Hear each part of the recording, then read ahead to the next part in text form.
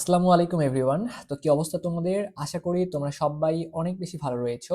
তোমাদের ঢাকা বিশ্ববিদ্যালয়ের ইউনিটে ওয়েটিং থেকে সর্বশেষ কত পজিশনে চান্স হবে এই বিষয়টা তোমরা অনেকেই এখন কনফিউশনে পড়ে যাচ্ছ এবং অনেকেই আমাদের কাছ থেকে জানতে চাচ্ছ যে ভাইয়া আমার পজিশন এত, আমি কি আসলে চান্স পেয়েছি নাকি আমি চান্স পাই নাই, বা আমার পজিশন একটু দূরে, আমি কি আসলে ঢাকা ইউনিভার্সিটিতে চান্স পাবো নাকি এটার আশা বাদ দিয়ে অন্য ইউনিভার্সিটিগুলোর জন্য প্রিপারেশন কন্টিনিউ করব।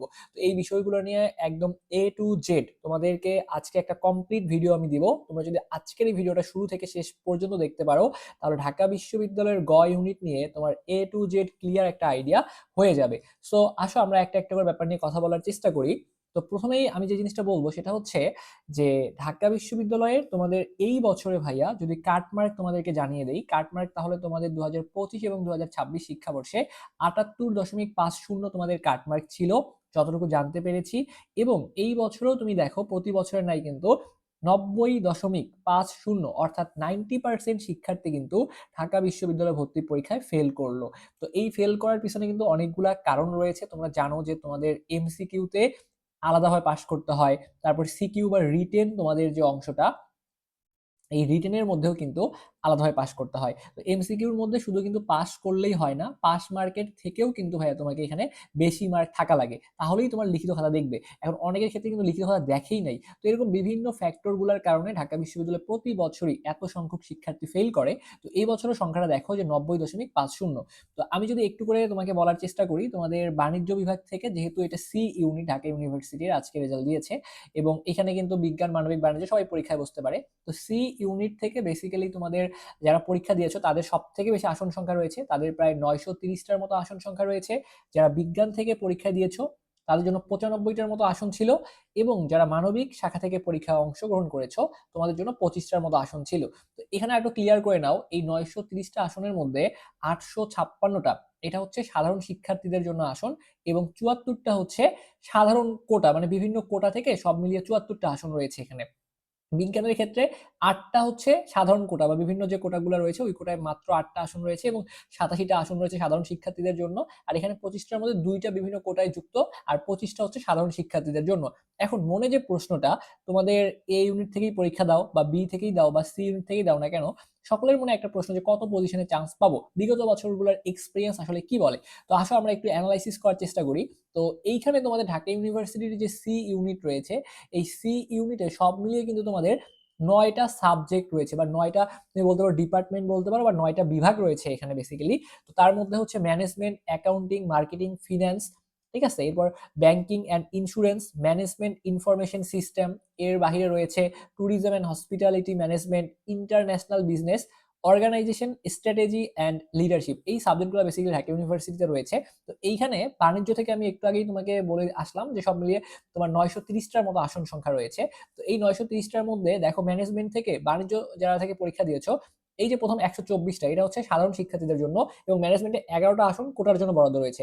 একইভাবে অ্যাকাউন্টিং এ 124টা, 11টা কোটার জন্য বরাদ্দ, 124টা মার্কেটিং এ 11টা কোটার জন্য বরাদ্দ। এখানে প্রথমটা করে সাধারণ শিক্ষার্থীদের আসন সংখ্যা, এবং পরবর্তী যেটা দেখতে পাচ্ছ এটা হচ্ছে কোটায় বরাদ্দ। সো এইভাবে আমি সবগুলোই বর্ণনা করে দিয়েছি। ম্যানেজমেন্টের জন্য এখানে তোমরা যারা বিজ্ঞান থেকে পরীক্ষা দিয়েছো, সাধারণ শিক্ষার্থী এখানে 11টা আসন, কোটায় একটা আসন বরাদ্দ রয়েছে। অ্যাকাউন্টিং এর ক্ষেত্রে 11টা, মার্কেটিং এর ক্ষেত্রে 11টা, এখানে একটা করে কোটার জন্য বরাদ্দ রয়েছে। ফিন্যান্স এর ক্ষেত্রে কোটার জন্য আসন নাই। তো এইভাবে প্রত্যেকটা ইউনিট থেকে কতগুলা আসন সাধারণ শিক্ষার্থীদের জন্য, কোটায় কত, তোমরা একটা স্ক্রিনশট দিয়ে চাইলেও দেখে নিতে পারবা। প্রথমটা হচ্ছে সাধারণ শিক্ষার্থী, এটা হচ্ছে কোটা, এটাও সাধারণ শিক্ষার্থী, এটা কোটা, এটা সাধারণ শিক্ষার্থী, এটা হচ্ছে কোটায় কতটা করে আসন রয়েছে। তো সব থেকে ইম্পর্টেন্ট যে প্রশ্নটা ভাইয়া, কত পজিশনে আমার চান্স হবে, তো এই জিনিসটা তোমাদেরকে যদি একটু বলার চেষ্টা করি।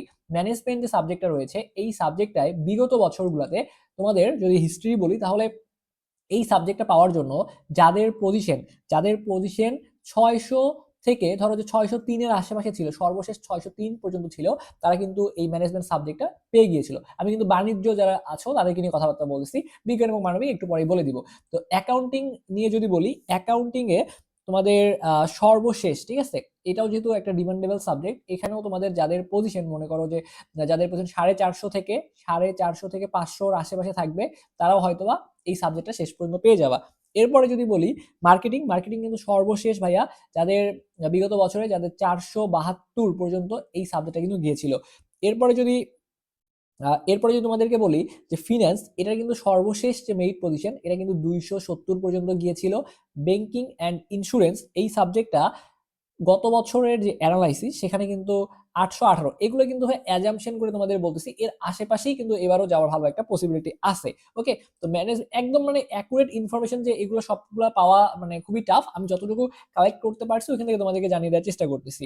তো ম্যানেজমেন্ট ইনফরমেশন সিস্টেম, এটাও মনে করো তোমরা যারা 623 এর আশেপাশে থাকবা তাদের এই সাবজেক্টটা পাওয়ার খুব ভালো একটা সম্ভাবনা আছে। এরপর ট্যুরিজম অ্যান্ড হসপিটালিটি ম্যানেজমেন্ট, এই সাবজেক্টটা পাওয়ার জন্য তোমাদের যাদের পজিশন 915 এর আশেপাশে থাকবে তারা এই সাবজেক্টটা পেতে পারো। এরপর ইন্টারন্যাশনাল বিজনেস, এটাও তোমাদের যাদের হচ্ছে 800 থেকে 800, ধরো যে 850 মধ্যে আসো, তাদের একটা পসিবিলিটি আছে।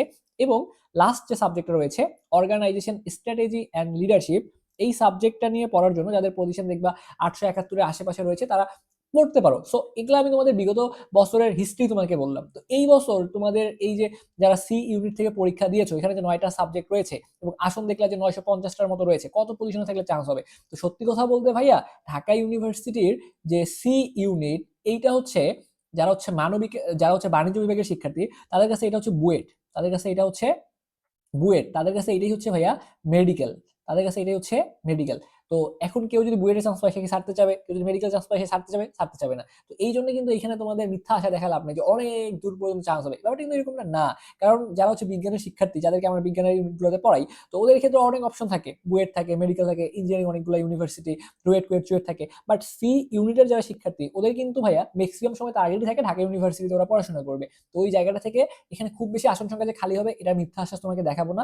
বাট যাদের পজিশন, এটা আবারও বলতেছি যেহেতু এবছর এখনো রাজশাহী ইউনিভার্সিটির পরীক্ষা বাকি আছে, ঠিক আছে, তারপর কিছু কিছু ইউনিভার্সিটি এখন রেজাল্ট তোমাদের প্রকাশ করা হয় নাই, অনেকে দেখা যাবে সাস্টে চান্স পেয়েও চলে যাবে। তো এই ব্যাপারগুলো চিন্তা ভাবনা করে আমার যেটা মনে হচ্ছে, তোমাদের যাদের পজিশন 1300-র আশেপাশে আছে, ঠিক আছে, 1300-র আশেপাশে আছে, তারা হয়তো শেষ পর্যন্ত একটা সাবজেক্ট পেতে পারো। বা সর্বোচ্চ যদি বলি, মানে এটা হচ্ছে 1200 পর্যন্ত তো যাওয়ার খুব ভালো সম্ভাবনা, 1200 পর্যন্ত ইজিলি চলে যাবে।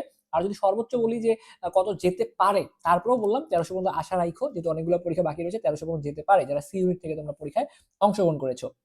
তো এবার যদি কথা বলার চেষ্টা করি, তোমরা যারা বেসিক্যালি এখানে বিজ্ঞান থেকে পরীক্ষা দিয়েছো, অর্থাৎ তোমরা যারা এ ইউনিট থেকে পরীক্ষা অংশগ্রহণ করেছো, তো এ ইউনিটের জন্য তোমরা যদি একটু খেয়াল করো, তোমাদের কিন্তু আসন সংখ্যা রয়েছে ভাইয়া 95টার মতো। তো যেহেতু 95টার মতো আসন সংখ্যা রয়েছে, তো আমার যেটা প্রেডিকশন মনে হচ্ছে, তো এই জায়গাটায় তোমরা যারা 100, 150 অর্থাৎ 150, ঠিক আছে, এই সিরিয়ালের আশেপাশে রয়েছে, তাদের ভালো পসিবিলিটি রয়েছে। তবে এই বছর এইটা একটু বেড়ে সর্বোচ্চ 200 পর্যন্ত যেতে পারে, কেননা কিছু কিছু পরীক্ষা তো বাকি রয়েছে। তো ওই জায়গাটা থেকে 150 হলে মোটামুটি তুমি একটা আশা রাখা যায় একটা তুমি সিট পেয়ে যাবা।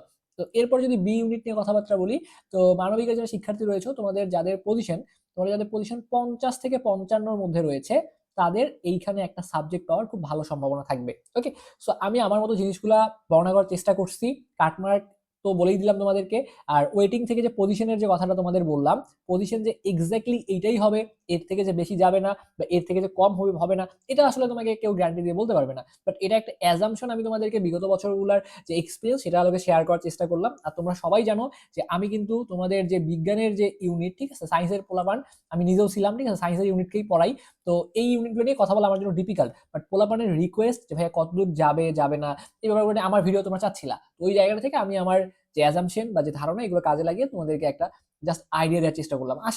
আশা করি খুব বেশি পরিবর্তন হবে না, এরা আশেপাশেই থাকবে। ওকে, তো আশা করি এই ভিডিও থেকে তুমি যদি উপকৃত হয়ে থাকো, তাহলে আমাদের স্বপ্নের পাঠশালা যে ইউটিউব এবং ফেসবুক চ্যানেলটা রয়েছে, একটু কষ্ট করে সাবস্ক্রাইব করতে পারো এবং তোমার ফ্রেন্ডদেরকে জানিয়ে দিতে পারো। তো সবাই ভাইয়ের জন্য দোয়া রাখবা।